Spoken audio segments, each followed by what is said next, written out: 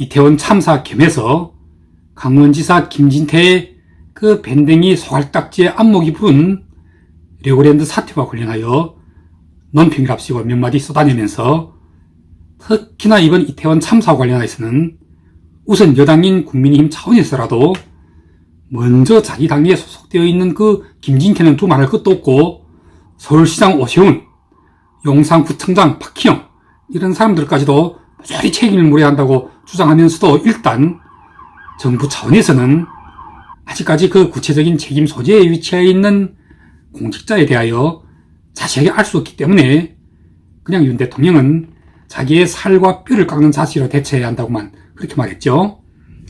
그리고 또 어제 제가 논평을 메모할 때까지만 했어도 사망자가 146명이었던 것이 오늘 아침에 다시 보니 150명을 넘겼더라고요.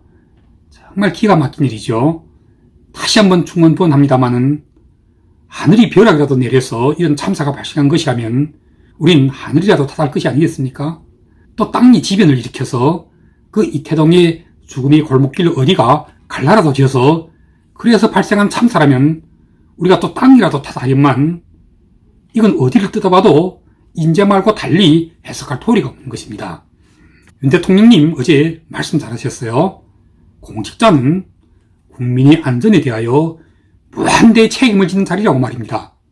때문에 이 참사 천재가 아니고 또 지변도 아닌 이상 이 인재의 책임 소재부터 추궁해서 관련자들은 모조리 옷을 벗게 할 것입니다. 그냥 몇 가지의 제스처, 이를테면 분향소를 마련하고 합동위령제를 지내고 또 당정의 고위 인사들이 직접 방문하고 더 나아가서는 경제적으로 또 어떤 보상금을 주는 등의 전혀 궁극적이지 못한 관습의 조치로만은 결코 아들 잃고 딸 잃은 사망자 가족의 이 가슴에 맺힌 이 슬픔과 원한의 응어리를 절대로 풀어낼 수가 없을 것입니다. 다른 그 무엇보다도 오로지 인사에 있어서만큼은 절대로 내 사람 또는 내가 한번 믿고 일을 맡긴 사람에 대하여서는 절대로 함부로 자르지 않기로 유명한, 그래서 야당으로부터 항상 독선과 아집의 인사로 유명한 윤석열 대통령께서 이번에 만약 이런 참사의 앞에서까지도 그 누구를 감싸고 또 그 누구를 끝까지 교체하지 않으려고 한다면 이건 진짜 스스로 망하는 길로 가는 것밖에 안 될 것입니다. 우선 보세요. 그 박근혜 정권까지 무너뜨린 세월호 참사, 그건 바다에서 발생한 일이라 그 바다에는 단 1명의 경찰도 단 1명의 소방대원들도 존재할 수가 없었지만 이번 이태원 참사는 땅 위에서 발생한 일이잖아요. 그 현장 주변에 200명의 경찰들이 있었고 또 바로 길 건너인 파출소도 있었습니다. 그리고 그 파출소 옆 블록에는 119 안전센터가 있었고요.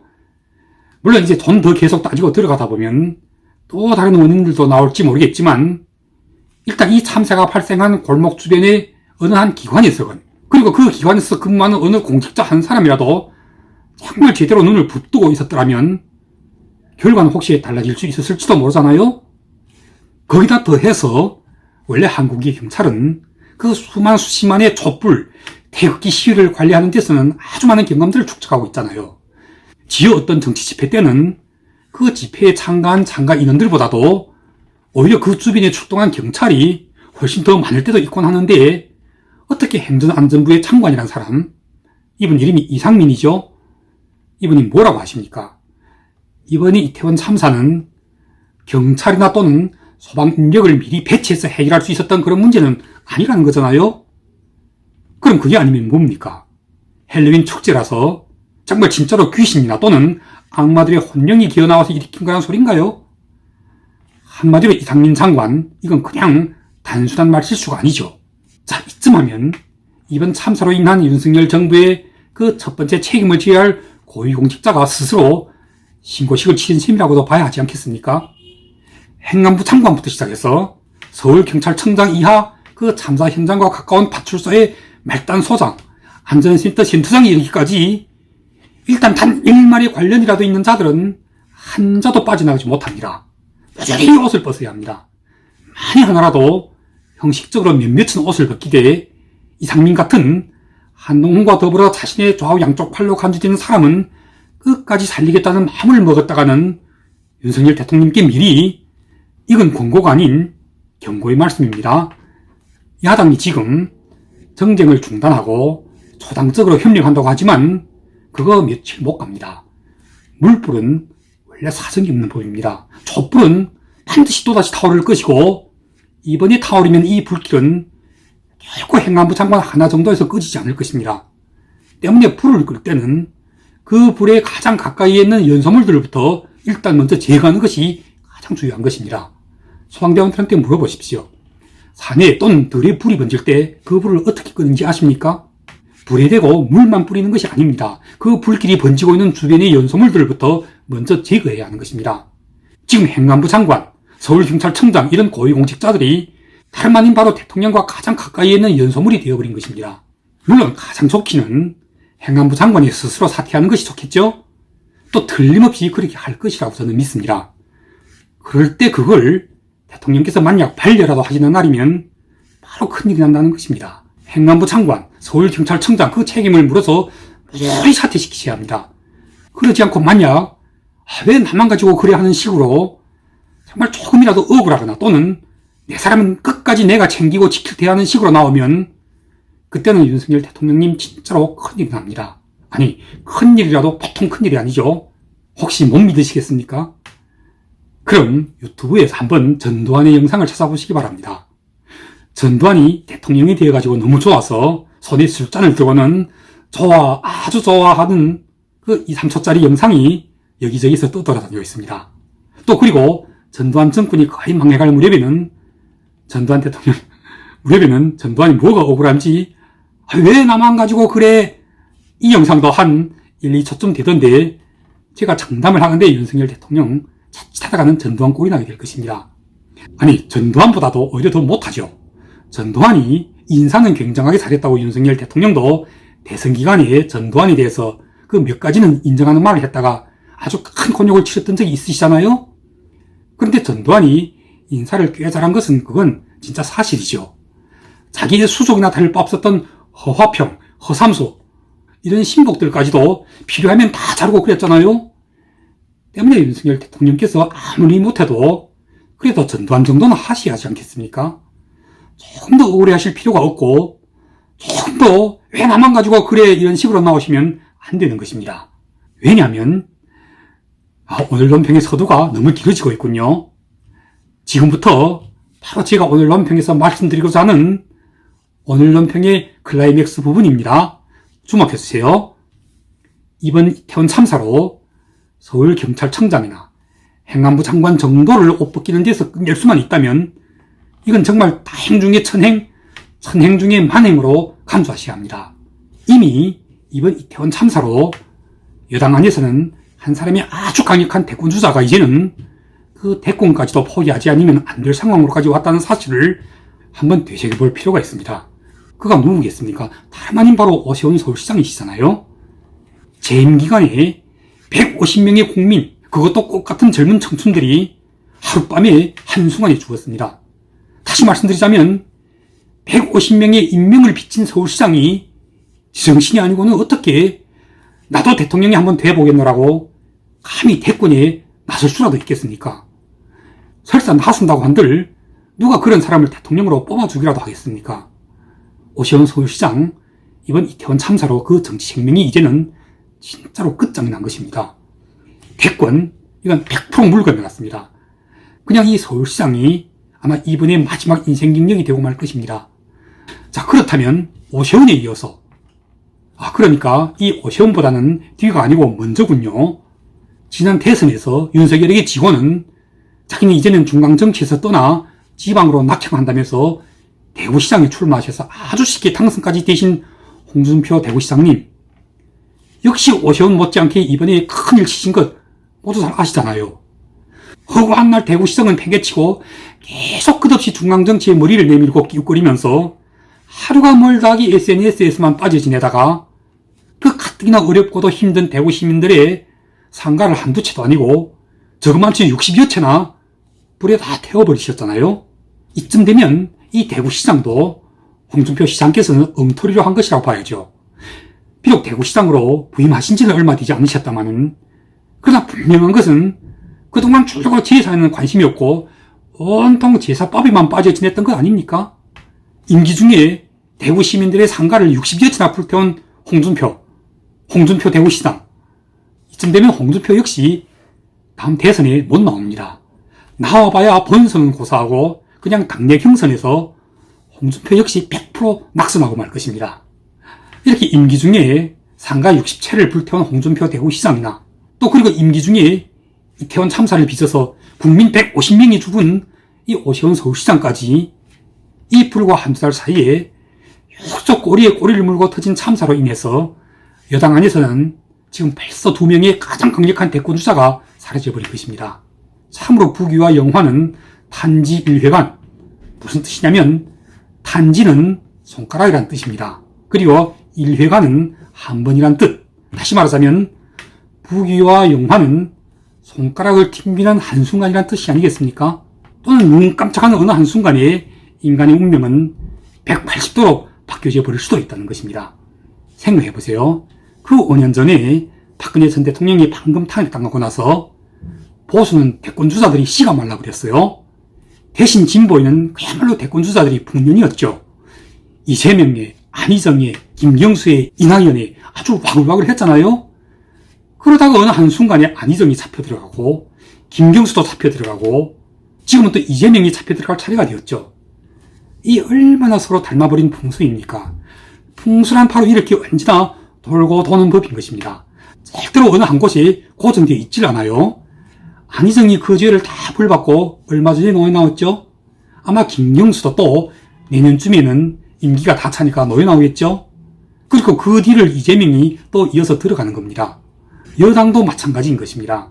대권주자는 꼭 한 방에 가야만이 끝나는 것이 아닌 것처럼 이를테면 오세훈처럼 그 자신이 시민들에 의해 선출된 시장이니까 150명이 아니라 300명쯤이 죽었다 쳐도 그 자신이 사퇴만 하지 않고 계속 뻗치면 여전히 시장 자리에 틀고 앉아 있을 수는 있겠지만 이제 대권의 꿈은 적지 않으면 안 되게 되었잖아요. 홍준표도 역시 마찬가지인 것입니다. 대구시장은 꿰차고 앉았으면서도 시정에는 관심이 없고 계속 중앙정치에 얼굴을 디밀고 끼웃거리다가 결국 보세요. 대구 시민들의 상가를 60채나 불태운 대구시장. 이런 엉터리 시장에게다가 대한민국의 국민들이 과연 나라를 맡길 수가 있겠습니까? 저는 홍준표 이분도 역시 이번에 끝났다고 봅니다. 그러고 나서 이제 남은 나머지 3분. 최소한 현재의 시점까지로는 안철수와 유승민과 한동훈 이 3분이 남은 거죠. 그런데 유승민은 여전히 배신자의 프레임에서 벗어날 수가 없습니다. 특히나 윤석열 정부하에서 유승민은 그냥 산송장에 불과할 따름입니다. 제가 100% 단언하건대 유승민은 자기 당대표 경선에도 그 출마 자체를 하지 못하게 될 것입니다. 우선 유승민 본인이 스스로 포기할 가능성이 아주 큰 것입니다. 왜냐하면 포기하지 않을래야 않을 수 없게끔 그런 환경이 유의 또는 무의적으로 이 국힘당 안에서 조성되기 때문인 것입니다. 그렇게 되면 그렇게 해서 이제 남게 되는 가장 강력한 당권주자 겸 대권주자, 그분은 우리 안철수 대표님 한 분밖에 안 계시죠. 제가 이미 오늘 논평의 썸네일에서도 밝혔지만 현재로 역시 대권주자의 한 사람으로 떠오른 한동훈에게는 최순실의 그 태블릿 PC의 저주가 따라붙어 있어서 이 저주가 지금 가시마냥 한동훈의 목구멍에 박혀서 그 자신이 스스로도 이걸 제거할 방법이 지금 없습니다.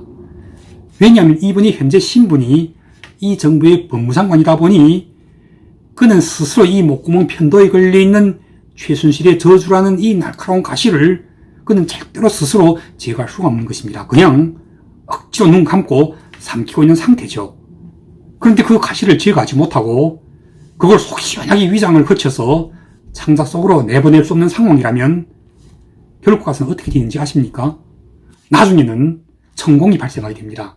그 천공이 식도에 생겨도 밥을 먹을 수 없어 금식해야 되고 염증이 엄중해지기 시작하면 그때는 항생제로도 치료가 안 됩니다. 한수 없이 가슴을 절개해서 그 천공 부위를 꿰매게 되는 수밖에 없게 되는데 역시 그쯤 되면 그건 이미 절반은 만병신이 되어버리는 것입니다. 때문에 한동훈은 그 누가 그를 경쟁 상대로 삼아서 견제고 뭐고 할 것도 없이 그냥 그 자신이 스스로 그 자신의 목에 걸려있는 최순실이라는 이 저주의 가시 때문에 역시 때가 되면 가게끔 되어 있습니다. 절대로 최순실을 우습게 보면 안 됩니다. 대통령 윤석열과 그리고 이 윤석열 정부의 법무장관 한동훈이 함께 손잡고 만들어낸 최순실의 저주. 비록 이 최순실이 지금은 수십 년을 판결받고 감방에 갇혀있긴 하지만 저주라는 것은 죽어서 땅속에 묻혔더라도 그 흙을 뚫고 세상 밖으로 기어나오는 법이거든요. 하물며 지금 상황으로 볼 때 한동훈을 찾고자 하는 최순실의 저주는 그냥 그 여자 최순실 한 사람의 저주가 아닙니다. 지금 대한민국에는 두 사람의 최순실이 있습니다. 여자 최순실은 감방 안에 있고 일컬은 남자 최순실로 불리는 변희재라는 또 다른 의미의 저주가 감방 바깥에서 어제도 오늘도 내일도 끝없이 한동훈의 그 그림자를 쫓아다니고 있는 것입니다. 여러분들께서 절대로 제가 소설을 쓰고 있다고 오해하시면 안 됩니다. 두고 보십시오. 한동훈 역시 100% 대권가도에서 그 스타트조차 뛸 수가 없게 될 것입니다. 오늘 논평은 생각 밖으로 너무 길어지고 있는 것 같습니다. 이제 마지막으로 딱 한 분 남아 계신 최소한 저희 눈으로 보기에 대한민국에서 가장 위대한 정치인 안철수. 그러나 안철수 대표님 역시 지금 당장은 홍준표나 또는 오시원처럼 너희 집 상가를 수십 채씩 불에 타게 만들고 또 150명의 아까운 청춘들을 하룻밤에 저 세상으로 보낸 것과 같은 그런 참사와는 전혀 섞여 있지는 않지만 그렇다고 전혀 위기가 없는 것은 아니죠. 내후년에 그 2024년에 22대 총선을 승리로 이끌어야 할 안철수 대표님의 그 대권가도 역시 이 총선의 승패로 결정나게 될 테니 말입니다.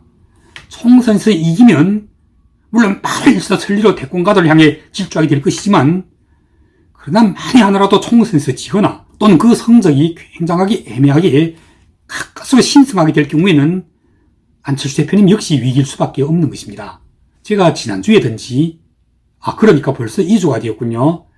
제가 이런 제목의 논평을 방송했던 적이 있습니다. 안철수 당대표로 될 수밖에 없다고 말입니다. 그때 어떤 분이 저한테 직접 전화까지 해서 이렇게 묻더라고요.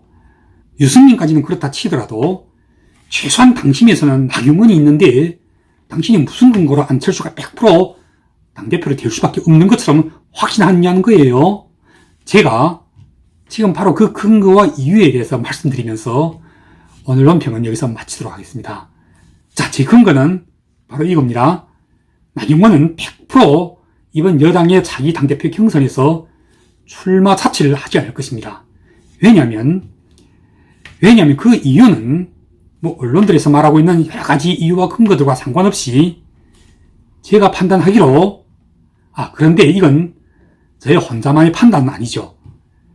제가 엊그저께 여기 뉴욕에서 아주 유명한 이 방면의 전문가 한 분과 만나서 식사를 하면서 이 문제를 가지고 이야기를 주고받았다고 말씀드렸었잖아요. 그분께서도 저랑 똑같이 판단하십니다. 뭐냐면 그러니까 한마디로 나경원이 당대표 경선에 그 출마 자체를 하지 않게 되는 이유는 나경원에게 있어서 당대표보다 훨씬 더 소중하고 또 훨씬 더 시급한 것이 하나 있기 때문인 것입니다. 그게 뭐겠습니까? 다름 아닌 바로 지난 2022년 제21대 총선 때 그 자신의 지역구인 동작에서 그 국회에 나와서 국정감사 때 맨날 술주정을 부린 것처럼 세상을 웃겨오고 있는 더불어민주당이 이수진에게 빼앗긴 국회의원 배지를 이번 22대 총선에서 나경원은 반드시 되찾아야 하기 때문인 것입니다. 이제 아시겠습니까? 만약 당대표가 되면 이 당대표는 총선 전체를 지휘해야 하는 말하자면 총선 당대표입니다. 절대로 자기 지역구에만 틀어박혀 어느 경쟁자 하나만을 상대로 세워라 내워라 하고 시간을 허비할 수 있는 그런 당대표가 아닌 것입니다. 현재 시점에서 이 여당의 당권 주자들 가운데서 능히 자기 지역구는 비워놓고 당 전체를 위해서 전국 각지로 뛰어다니면서도 얼마든지 능히 국회의원에 당선될 수 있는 사람은 제가 알기로는 안철수 대표님 말고는 아무도 없습니다. 혹시 윤상현은 그나마 조금은 가능할지도 모르겠어요. 이것이 바로 제가 나경원은 100% 출마 사치를 하지 않을 것이며 따라서 안철수 대표님은 100% 200% 당대표로 될 수밖에 없다고 믿는 이유이기도 하고 근거이기도 한 것입니다. 오늘은 따로 특별히 마무리할 것 없이 그냥 여기서 오늘 논평을 마치도록 하겠습니다. 논평이 너무 길어져서 그리고 또 두서없이 진행되어서 정말 죄송합니다. 다음부터는 여전히 가급적 짧게 해드릴게요. 그럼 감사합니다. 아주 빠른 시간